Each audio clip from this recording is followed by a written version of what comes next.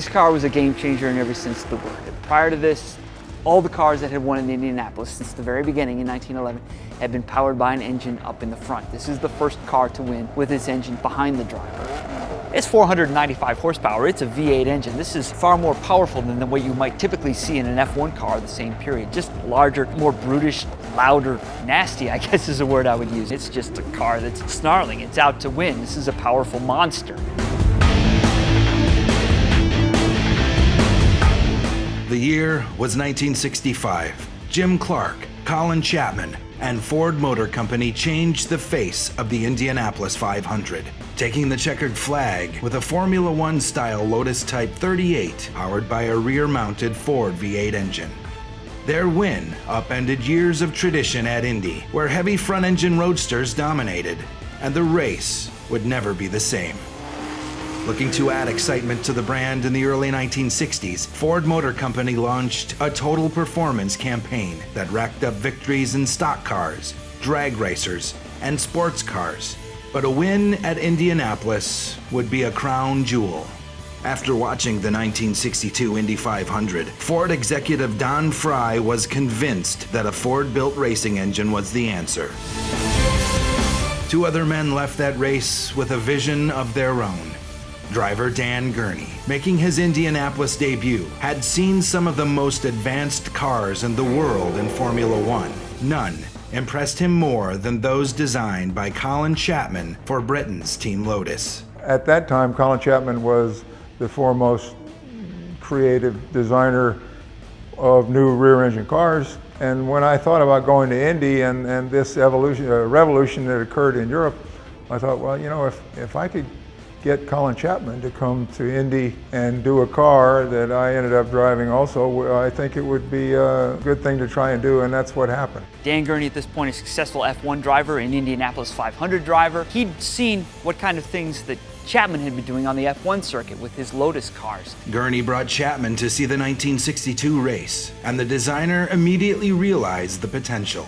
The idea of going to Indianapolis with a rear-engine car required a high-performance V8, but it had to be a small package. Mr. Chapman's Lotus cars were already very successful. Dan Gurney hooked up our Ford execs with Mr. Chapman, and that's where our trip to Indianapolis was born. Gurney actually pays out of his own pocket to fly Chapman over to Indianapolis to watch that 1962 race. At the same time, unbeknownst to Gurney and Chapman, Don Fry from Ford Motor Company is there as well. You know, they don't know that they're both there, but Fry and Gurney and Chapman are both kind of getting toward the same idea. That summer, Gurney and Chapman made their pitch to Ford Motor Company. Chapman and Gurney just kind of show up at Ford out of the blue to pitch this idea. You know, we think that we could build one of these lightweight monocoque cars, rear engine, take it to Indianapolis and really change all the rules.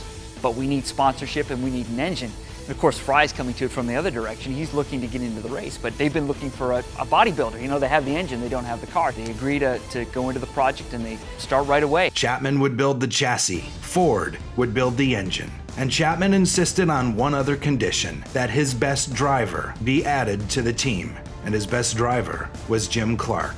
This is a guy with all of the potential, all the tools, and certainly was one of the best drivers of the 1960s and could have been the best driver in the world. And Chapman insisted on having him as a part of this program. Clark joined Team Lotus in 1960. The Scottish farm boy won his first Formula One race in 1962 and his first world championship a year later. His collaboration with Chapman was the perfect partnership between driver and designer. I thought the world of Jimmy. He enjoyed racing. He knew he was very good and would jump into a stock car or a sports car or some other car in addition to a Formula One or an Indy car. So he was able to do that with confidence and with very good results. Chapman, Gurney, and Clark tested a prototype car at Indianapolis in March of 1963. 63 was basically a get-acquainted practice run with Jimmy Clark and Dan Gurney. When Gurney hit speeds of 150 miles per hour, victory seemed certain. But winning an actual race wouldn't be so easy. I think in their minds it probably was for Gurney, Chapman, and even Don Fry and other folks at Ford that they'd get this car built, they'd go out to Indianapolis, they'd win right away, and that's it, right? It's such a kind of a no-brainer, if you will. It's just the math says they have to win. Their first attempt in 1963 looked promising. Jim Clark qualified at more than 149 miles per hour and led 28 of the race's 200 laps. But when leader Parnelli Jones developed an oil leak with 20 laps to go, Clark backed off to avoid an accident. Clark makes what I think is a wise decision to kind of back off there toward the end of the race, and it's just not worth getting into an accident, destroying the car, possibly injuring or killing himself in the process. So he lets Jones go ahead and have the victory. Clark comes in second place. Jones took the checkered flag, but Jimmy Clark took honors as Rookie of the Year. In 1964, they come back to win now, and Clark had kind of proved what he could do the year before, so he's favored pretty heavily to do well in the race, if not win it outright. Clark qualified at almost 159 miles per hour in 1964, enough to earn the coveted pole position at the front of the starting grid. But Clark and Gurney both succumbed to tire problems before either could finish the race. The tread literally starts to separate from the tire itself. Very dangerous situation, and in losing the tire, it causes the car to go off balance, and eventually his rear end basically tears itself apart as he's driving around the track. So it's a very disappointing finish for everybody, all concerned. The bigger story was the fatal accident on lap 2. Drivers Eddie Sachs and Dave McDonald were killed in the fiery crash.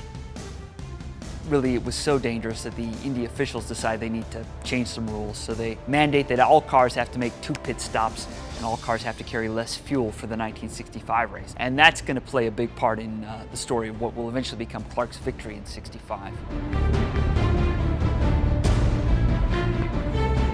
Though Jimmy Clark returned to Indy as the odds-on favorite for 1965, Ford wasn't taking any chances. They've been disappointed for 2 years. They want to win. They're going to take every advantage they can get. So they actually bring in one of their NASCAR teams, the Wood Brothers from Virginia, to come in and crew for Jim Clark's car. And the Wood Brothers were legendary even at that time for the lightning quick pace of their changes out on the NASCAR circuit. It was hopeful that they could bring some of that expertise and magic, if you will, to Indy for the '65 race, and indeed they did.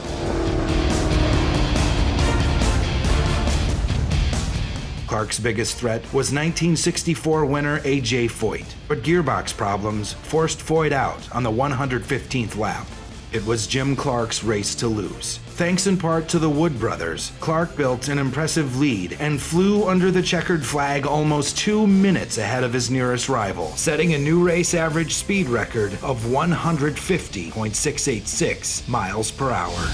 The rear engine triumphed. Formula One design had broken the Indianapolis mold, and Ford added an exceptional prize to its total performance showcase. We say sometimes that this is the car that changed the Indianapolis 500 forever, and it seems like a kind of a flip thing to say, but it's absolutely true. No rear-engine car had ever won at Indy prior to this victory in 1965. As I like to say, it really took the most American of automobile races and put a decidedly European face on it. Jim Clark went on to win the Formula One World Championship that October.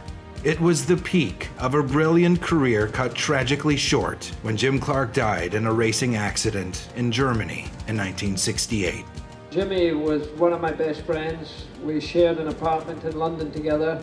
Jimmy was such a close friend. He was a very shy man. Most people think, a racing driver is going to be gregarious. Jim Clark was shy, he was very modest. The finest racing driver I certainly ever raced against. He was so smooth, so clean. His behavior on the track was impeccable. It was pretty hard to see him go. Every time that happens, a little piece of you go away, go with them. It's emotional. You have your peaks and valleys of why you're in it. But it seems like once the gasoline gets in your veins, you're always in it. Clark's revolutionary victory at the Indy 500 continues to inspire new generations of drivers. I never thought I'd get to drive the car, the Lotus 38 that Jimmy won in '65 with. To actually get to drive it at the Indianapolis Motor Speedway of all places, it's a dream come true. Jim Clark's obviously my hero, and this is a guy I admire probably more than anybody else. Very, very emotional experience.